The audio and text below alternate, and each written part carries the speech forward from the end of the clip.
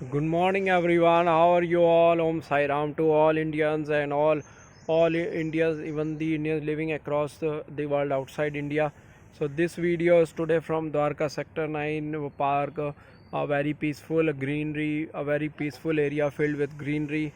So actually, the purpose of making the video is telling that apart from English, Math, Social Studies for first to 10th, now we are also teaching Hindi. So today I brought the latest newspaper article from a newspaper called NBT Now Bharat Times, and the article is about the Lok Sabha elections.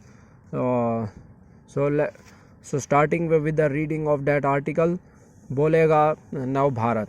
That's the main, like, the headline of this newspaper page.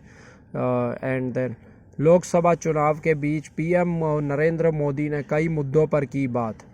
हम 400 का आंकड़ा पार करने की राह पर हैं, PM ने ऐसा ये बोला, क्योंकि जो प्रधानमंत्री नरेंद्र मोदी जी को अब पूरे 10 साल के जो अपने टेन्योर 2014 से 2024 के बाद आज भी उम्मीद है कि वो 400 का आंकड़ा पार कर जाएंगे। इसलिए कई बार आपने स्लोगन ये सुना भी होगा, अब की बार 400 पार, अब की बार 400 पार, फिर एक बार मोदी सरकार।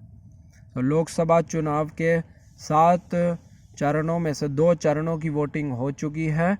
अब तक हुई वोटिंग और चुनाव में छाए मुद्दों अनुच्छेद 370 राम मंदिर, जो कि हम सबको पता है कि 22 जनवरी 2024 को उसका आयोजन हुआ था अयोध्या में, और सरकार की कल्याणकारी योजनाओं सहित तमाम विषयों पर पीएम नरेंद्र मोदी ने दिवाकर, अखिलेश सिंह जो कि उत्तर प्रदेश के मुख्यमंत्री हैं, और सिद्धार्थ से बात की। तो और उसके बाद जैसे हर मतलब एक जैसे छोटे से पैराग्राफ में हर प्रश्न का उत्तर दिया गया है। लोकसभा चुनाव की 2 फेज़ की वोटिंग के बाद आपका क्या आकलन है? क्या आपको अब भी उम्मीद है कि हम 400 का आंकड़ा पार करेंगे? ये जो नरेंद्र मोदी जी का इंटरव्यू हुआ है, इनसे पूछा गया, तो इस पर उनका उत्तर ये है कि आदर्श आचार संहिता की घोषणा के बाद मैं अब तक 70 से ज़्यादा रैलियां और रोड शो कर चुका हूँ।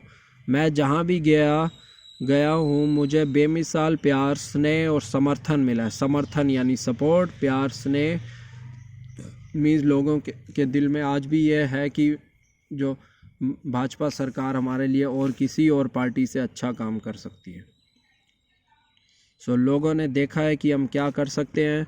हम 400 का आंकड़ा पार करने की राह पर हैं। हमारा मानना है कि लोग बेहतर कल चाहते हैं और वे जानते हैं कि बीजेपी के लिए वोट का मतलब विकास के लिए वोट देना है। 2 चरणों के मतदान के बाद मतदान यानी वोटिंग जो कि होती है इलेक्शंस में, 2 चरणों के मतदान के बाद विपक्ष हताश और निराश है। वे चुनाव से बाहर हो गए। हम 400 सीटें जीतना चाहते हैं क्योंकि इसका एक मुख्य कारण देश में SC, ST, OBC के अधिकारों की रक्षा करना है।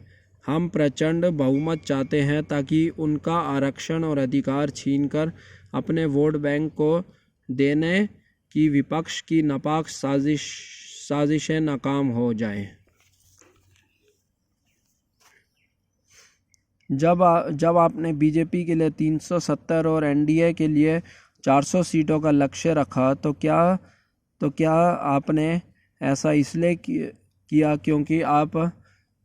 क्योंकि आप चिंतित थे कि पार्टी कैडर और मतदाताओं से बेपरवाही आ सकती है? ऐसा लगता है कि आप मतदाताओं के लिए भी उतना ही लक्ष्य तय कर रहे हैं जितना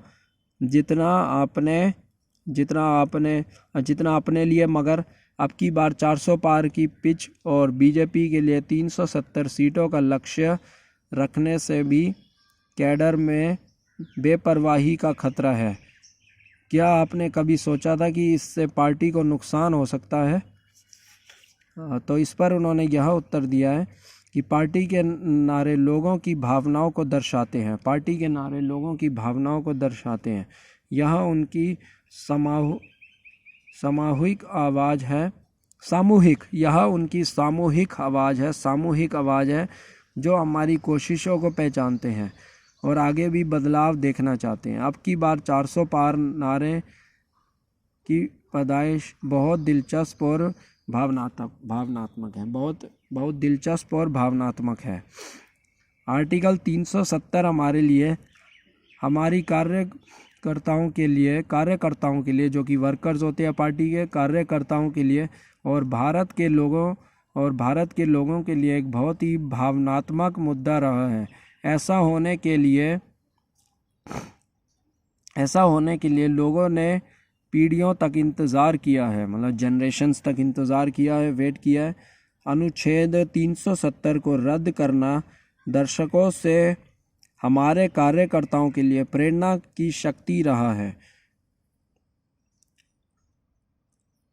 और एक और बात जो इन्होंने कही है बहुत ही बड़ी, और जो मॉडर्न हिस्ट्री से रिलेटेड, जब जवाहरलाल नेहरू प्राइम मिनिस्टर बने थे कांग्रेस से, हमारे फर्स्ट प्राइम मिनिस्टर बने थे इन 1947, उन्होंने यह कहा इस बारे में कि नेहरू जी के 10 साल बनाम हमारे 10 साल में देश कैसे आगे बढ़ा, इसकी तुलना करके विश्लेषण किया जाना चाहिए। नेहरू जी के 10 साल बनाम हमारे 10 साल में देश कैसे आगे बढ़ा, इसकी तुलना करके विश्लेषण किया जाना चाहिए। हाँ, मतलब कि वो अपना टेन्योर 10 साल का 2014 से 24, और जो वाइल जो उनका जो टेन्योर रहा था ओवरऑल, जबकि 1947 से 1964 जो पीएम का टेन्योर रहा था, तो उसके वो 10 साल कंपेयर कर रहे हैं इस वाक्य में।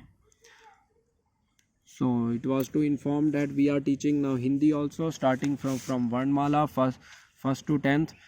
जैसा कि आप सबको पता होगा कि इंडियन स्कूल में 6 to 10th क्लास तक ही मतलब हिंदी कंपलसरी होती है, and after that you have an option.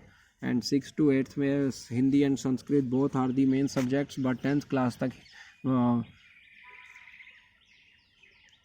I repeat, I correct my sentence कि जैसा कि 6 to 8th क्लास तक मतलब हिंदी कंपलसरी होती है, और उसके बाद you have a choice in 9th and 10th class, you have a choice between Hindi and Sanskrit. So I mean to say you can join our Sukhija classes for Hindi subject also from 1st to 10th. So take care, goodbye and have a nice day.